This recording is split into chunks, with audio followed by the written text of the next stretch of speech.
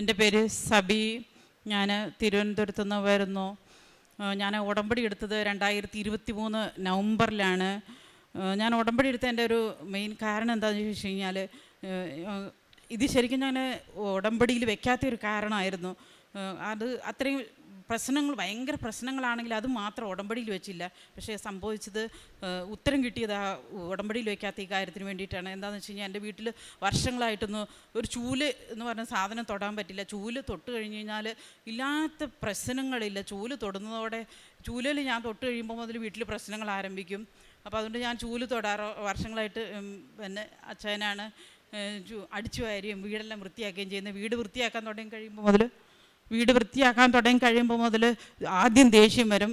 പിന്നെ മേലെല്ലാം ചൊറിഞ്ഞു പൊട്ടി മേലെല്ലാം മണക്കാൻ തുടങ്ങും. പിന്നെ അത് കഴിയുമ്പോഴേക്കും പനിയാവും. പിന്നെ 2-3 ദിവസം കിടപ്പിലാവും.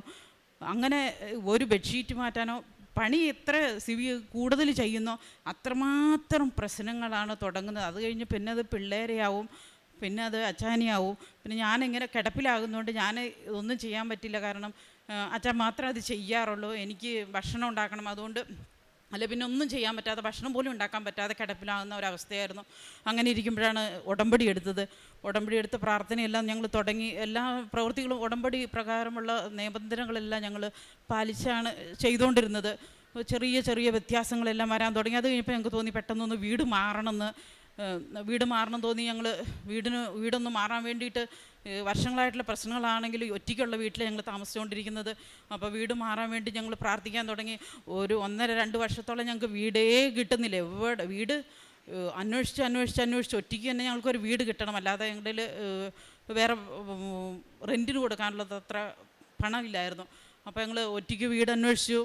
ഒറ്റയ്ക്ക് വീട് കിട്ടുന്നില്ല. എന്തായാലും പ്രാർത്ഥിച്ച് 1.5 വർഷം കൊണ്ട് ഞങ്ങൾക്ക് ഒരു വീട് കിട്ടി.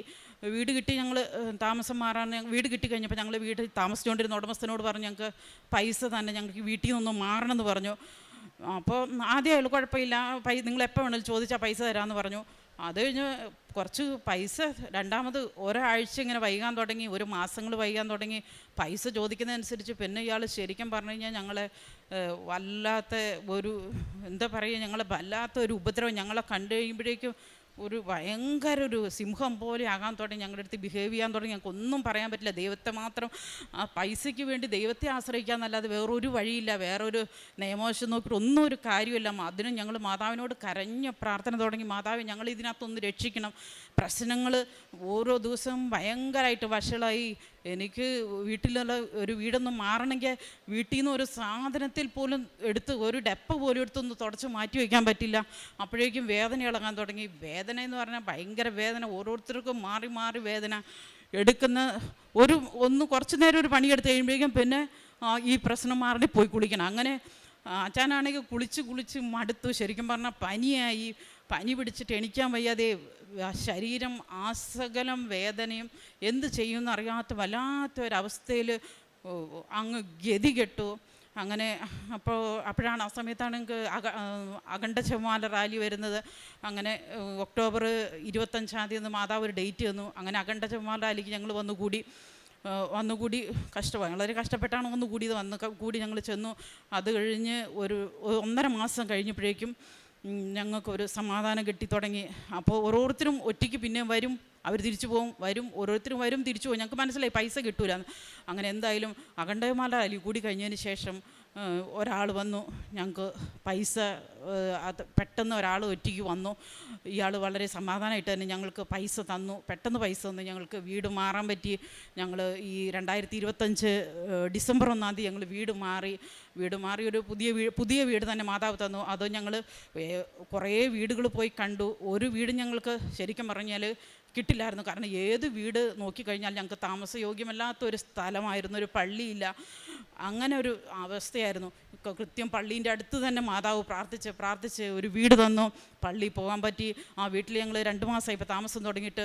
ഒരു പ്രശ്നങ്ങളില്ല, ഒരു അസ്വസ്ഥതകളോ.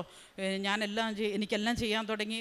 ഒരു പ്രശ്നവും ഇല്ലാതെ സമാധാനവും സ്വസ്ഥതയും പരിശുദ്ധ അമ്മ ഞങ്ങൾക്ക് തന്നു.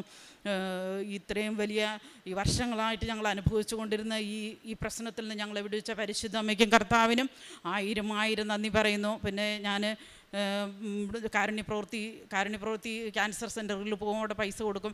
പിന്നെ ഇവിടെ കൃപാസനത്തിലേക്ക് വരാനുള്ളവർക്ക് വണ്ടിക്കൂലി കൊടുക്കും. പിന്നെ അവിടെ പോകുന്ന ഞാൻ RCCൻ്റെ അവിടെ പോയി ഞാൻ മരുന്ന് മേടിക്കാൻ പൈസ ഇല്ലാത്തവർക്ക് മരുന്ന് മേടിച്ച് കൊടുക്കും, പിന്നെ ഭക്ഷണം മേടിച്ച് കൊടുക്കും, അങ്ങനെയെല്ലാം ചെയ്യുമായിരുന്നു. പിന്നെ പത്രം ഞാൻ ചിലപ്പോൾ 10 കെട്ട് മേടിക്കും, ചിലപ്പോൾ 8 കെട്ട് മേടിക്കും. എനിക്ക് വലിയ ഇഷ്ടമുള്ള കാര്യമാണ്. എന്തായാലും മാതാവ് അതിനുള്ളൊരു കൃപ, അത് കൊടുക്കുന്നത് വലിയൊരു താല്പര്യമുള്ള കാര്യമാക്കി എനിക്ക് മാറ്റി തന്നു. അതെനിക്കൊരു ബുദ്ധിമുട്ടായി എനിക്ക് തോന്നിയിട്ടില്ല. എനിക്ക് വളരെ സന്തോഷമാണ് അത് കൊടുക്കുന്നത്. അങ്ങനെ എനിക്ക് കൊടുക്കാനുള്ള കൃപ തന്നു, അതിനും എന്നെ സഹായിച്ചു.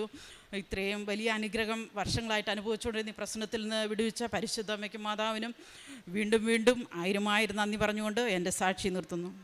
147 സങ്കീർത്തനം 13-14 തിരുവചനങ്ങൾ. നിങ്ങളുടെ കവാടങ്ങളുടെ ഓടാമ്പലുകൾ അവിടുന്ന് ബലപ്പെടുത്തുന്നു. നിന്റെ കോട്ടയ്ക്കുള്ളിലുള്ള മക്കളെ അവിടുന്ന് അനുഗ്രഹിക്കുന്നു. അവിടുന്ന് നിന്റെ അതിർത്തികളിൽ സമാധാനം സ്ഥാപിക്കുന്നു. അവിടുന്ന് വിശിഷ്ടമായ ഗോതമ്പ് കൊണ്ട് നിന്നെ തൃപ്തയാക്കുന്നു.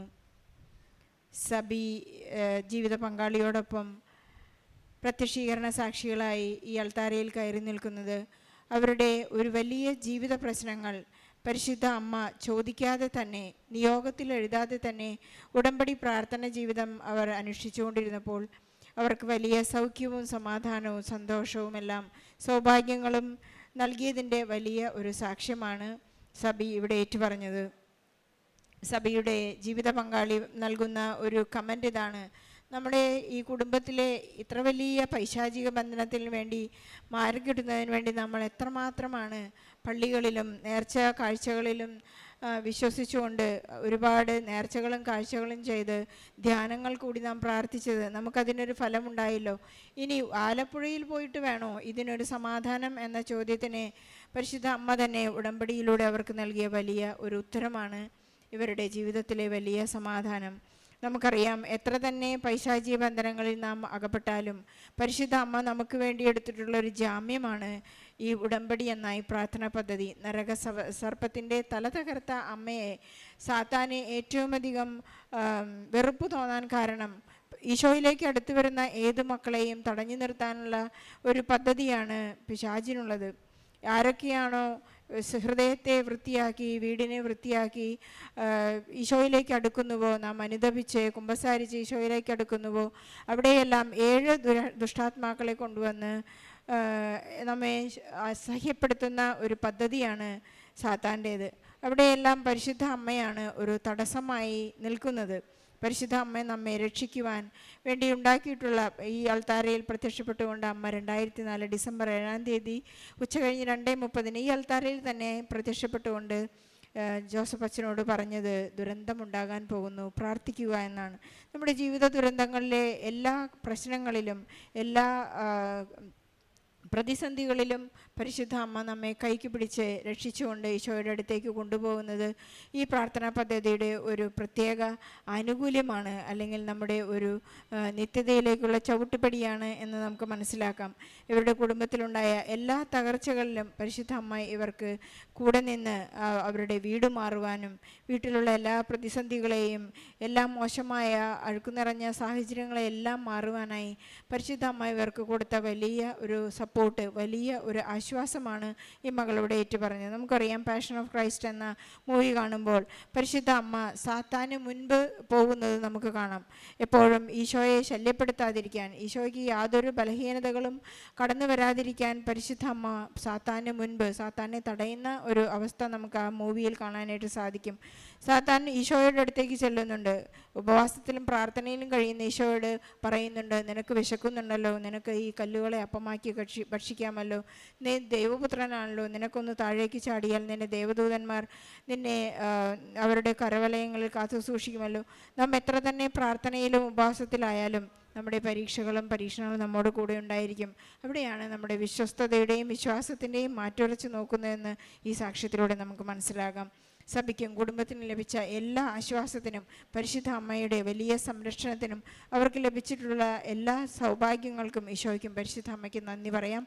അതോടൊപ്പം നമ്മുടെ എല്ലാ ജീവിത പ്രതിസന്ധികളെയും ഈ സാക്ഷ്യത്തോട് ചേർത്ത് വെച്ച്, നിയോഗങ്ങളെ ചേർത്ത് വെച്ച് പ്രാർത്ഥിച്ചുകൊണ്ട് എല്ലാ കുടുംബങ്ങൾക്കും വേണ്ടി പ്രാർത്ഥിച്ച് ഈശോയ്ക്കും പരിശുദ്ധ അമ്മയ്ക്കും നല്ലൊരു കയ്യടിയോടെ ഈ സാക്ഷ്യം നമുക്ക് സമർപ്പിക്കാം. അത്യപൂർവ ദൈവാനുഭവങ്ങൾ ഇനി നിങ്ങൾക്ക് സ്വന്തം. ഈ യൂട്യൂബ് ചാനൽ ഇതുവരെ സബ്സ്ക്രൈബ് ചെയ്തിട്ടില്ലെങ്കിൽ ഇപ്പോൾ തന്നെ സബ്സ്ക്രൈബ് ചെയ്യുക. ഈ വീഡിയോ ഇപ്പോൾ തന്നെ നിങ്ങളുടെ സുഹൃത്തുക്കൾക്ക് ഷെയർ ചെയ്തുകൊണ്ട് കർത്താവിൻ്റെ പ്രേക്ഷിതരാകുക.